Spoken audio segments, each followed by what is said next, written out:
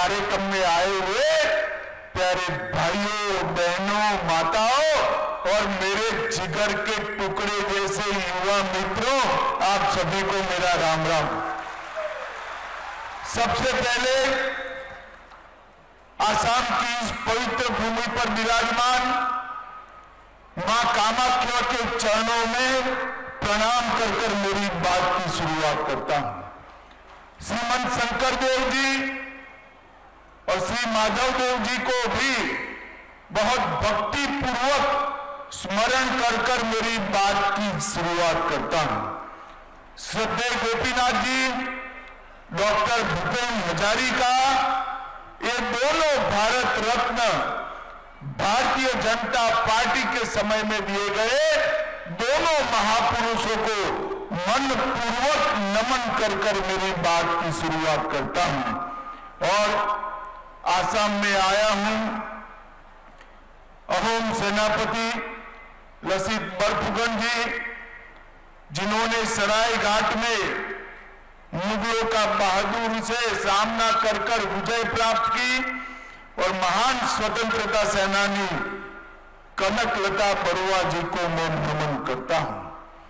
मित्रों, आज का ये कार्यक्रम है तो 270 करोड़ रुपए का लागत वाला कार्यक्रम। जिस प्रकार के मोदी जी के नेतृत्व में, हेमंत विश्व शर्मा जी के नेतृत्व में विकास हो रहा है, उसमें 260 करोड़ का कार्यक्रम कोई बड़ी बात नहीं है। आसाम के अंदर मोदी जी ने 15 लाख करोड़ के विकास के काम कराए हैं। 15 लाख करोड़। विश्व के बड़े बड़े ब्रिज, रोड, रेलवे, एयरपोर्ट, हर क्षेत्र में आसाम को विस्तृत किया है। बहुत लिबरेटिव, आकर्षक औद्योगिक नीति लाकर, मेरी बात आसाम वालों याद रखना, अगले 5 साल में आसाम पूर्व भारत और पूर्वोत्तर का इंडस्ट्रियल हब बनने जा रहा है। इंडस्ट्रियल हब बनने जा रहा है। ये सबके कंपैरिजन में 270 करोड़ रुपए का एक कार्यक्रम, 174 बीघा जमीन का एक कार्यक्रम बहुत छोटा है, परंतु इसका बहुत बड़ा महत्व है। जैसे हेमंत जी ने बताया, 174 बीघा जमीन कांग्रेस के समय में घुसे हुए घुसपैठियों ने कब्जाई हुई थी। घुसपैठियों का यहां निवास हुआ करता था, जो हेमंत जी ने 1.5 लाख बीघा भूमि मुक्त कराई, उसमें से 174 बीघा भूमि है। और यहां से घुसपैठियों के निवास के कारण गुवाहाटी, आसाम और पूरे देश का सुरक्षा का बहुत बड़ा खतरा था, क्योंकि यही रोड पर से राष्ट्रीय राजमार्ग एक्सप्रेस वे जाने वाला है। और ये एक्सप्रेस वे आसाम के इंडस्ट्रियल कॉरिडोर की धोरी नस बनने वाला है। और एक्सप्रेस वे के मुहाने पर एक घुसपैठियों का निवास आसाम के विकास के लिए बहुत बड़ी चैलेंज हुआ करता था। और आज मुझे बहुत आनंद है कि जहां से सुरक्षा का चैलेंज हो रहा था, वही जगह पर सुरक्षा को चैलेंज को समाप्त करने वाली आसाम की 10वीं बटालियन का स्थापना होगा। जिस भूमि पर से हमारी सुरक्षा चिंताएं पैदा करती थी, वही भूमि पर से आसाम की सुरक्षा की चिंता दूर करने वाली 10वीं बटालियन बसेगी। 124 बीघा के क्षेत्रफल में रेसिडेंशियल और ऑपरेशनल इंफ्रास्ट्रक्चर होगा। 750 पुरुष ऑफिसर के लिए बैरक और 450 महिला ऑफिसरों के लिए बैरक बनेगा। एक छोटा सा अस्पताल भी बनेगा, ट्रेनिंग सेंटर भी बनेगा, फायरिंग रेंज भी बनेगा, टेक्निकल अभ्यास क्षेत्र भी बनेगा। आधुनिक निगरानी केंद्र भी बनेगा और सबसे बड़ी बात, आसाम के पुलिस के लिए एक बहुत बड़ा स्पोर्ट कॉम्प्लेक्स भी रोड की दूसरी ओर बनने जाने वाला है। भाइयों बहनों, मैं आप सभी को कहने आया हूं कि आप बहुत जोर से अभिवादन कर हमारे मुख्यमंत्री हेमंत शर्मा जी का उत्साहवर्धन करिए। उन्होंने आसाम को एक बहुत बड़ी गिफ्ट देने का काम किया है।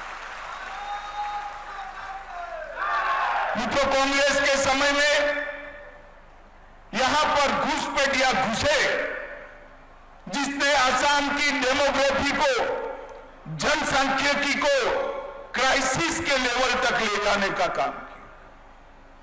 उस वक्त भी हम घुसपैठ का विरोध करते थे।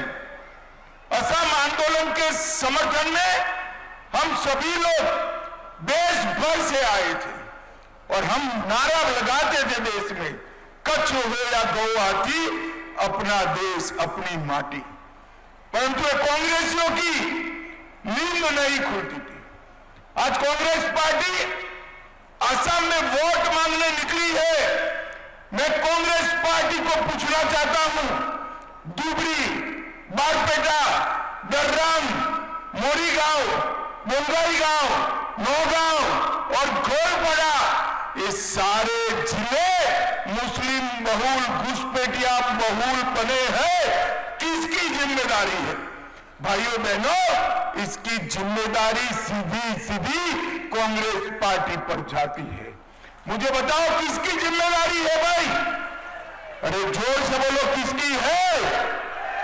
आज मैं कांग्रेस पार्टी को कहकर जाता हूं कि आपने जो पाप किया है, वो पाप से आसाम को मुक्त कराने का काम हम करने वाले हैं, भारतीय जनता पार्टी करने वाले।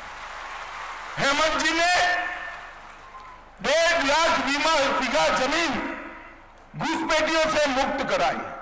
अभी अभी उन्होंने कहा कि 5 लाख बीघा जमीन मुक्त कराएंगे।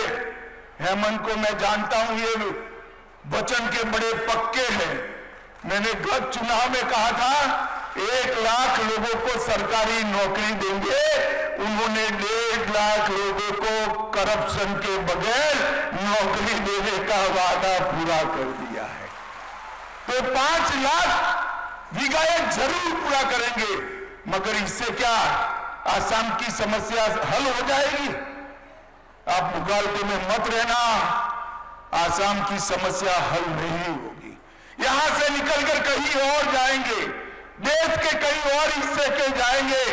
मैं आज कहकर जाता हूं, एक 5 साल के लिए फिर से कमल फूल की सरकार बनाइए। आसाम से घुसपैठियों को चुन चुन कर हम देश के बाहर निकालने का काम करेंगे। और ये संभव हो सकता है। अगर देश का बड़ा हिस्सा नक्सलवाद से मुक्त हो सकता है, तो देश की भूमि भी घुसपैठियों से मुक्त हो सकती है। इसके लिए चाहिए कलेजा, चाहिए हिम्मत, चाहिए और दृढ़ संकल्प चाहिए। और अपने नेता और देश के प्रधानमंत्री नरेंद्र मोदी ने ये तीनों मौजूद है भाई, तीनों मौजूद है। घुसपैठियों का जाना तय है, परंतु उसको निकालने के लिए राज्य सरकार का समर्थन चाहिए। मुझे बताओ भाई, जिन्होंने घुसपैठिए घुसाए, वो कांग्रेस पार्टी उसकी सरकार बनती है, तो घुसपैठियों को निकालने देगी क्या?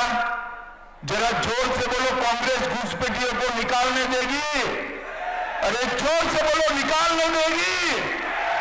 घुसपैठिया निकालना है तो फिर से एक बार भारतीय जनता पार्टी की सरकार बनानी पड़ेगी। कांग्रेस के 20 साल में कई सारे जिलों में, ये 7 जिलों में हिंदू आबादी जो 38 लाख थी, वो घटकर 36 लाख हो गई। और पूरे जिले घुसपैठियों से भर गए। हर 7 जिले जो है, धुबरी, बारपेटा, दरंग, मोरीगांव, बोंगाई, नवगांव और गोलपाड़ा, वो भी हमारे हैं भाई। उसको घुसपैठियों से मुक्त कराना चाहिए या नहीं कराना चाहिए, बताइए। जोर से बोलो, बताना चाहिए नहीं कराना चाहिए। मैं कांग्रेस पार्टी के नेताओं को चैलेंज देता हूं, क्या आपके घोषणा पत्र में, अरे करना मत, सरकार बन जाए तो हटाना मत, सिर्फ घोषणा कर दो कि हम घुसपैठियों को हटाएंगे, इतनी घोषणा मात्र कर दो। राहुल गांधी एक बार बोले कि हम घुसपैठियों को हटाएंगे, हिम्मत नहीं है उनको बोलने की, क्योंकि ये घुसपैठिए उनकी वोट बैंक बने हुए हैं, वोट बैंक बने हुए हैं। भाइयों बहनों, ये देश के लिए बहुत बड़ा खतरा है। मैं आज आपको वादा कर कर जाता हूं, आप भाजपा सरकार बना दो, हम 5 साल में घुसपैठिए को सिर्फ मतदाता सूची से नहीं निकालेंगे, देश की भूमि से भी निकालने का काम करेंगे। देश की चुनाव आयोग एसआईआर कर रहा है। एसआईआर होगा तो स्वाभाविक रूप से घुसपैठिए पहचाने जाएंगे। और राहुल गांधी इसके खिलाफ आंदोलन छेड़े हुए, कभी हाइड्रोजन बम फोड़ते हैं, कभी एटम बम फोड़ते हैं, कभी परमाणु बम फोड़ते हैं। अरे भाई राहुल जी, आपके सारे बम फटाके जितना भी आवाज नहीं कर पाए, और ये देश घुसपैठियों से मुक्त होना तय है, मुक्त होना तय है।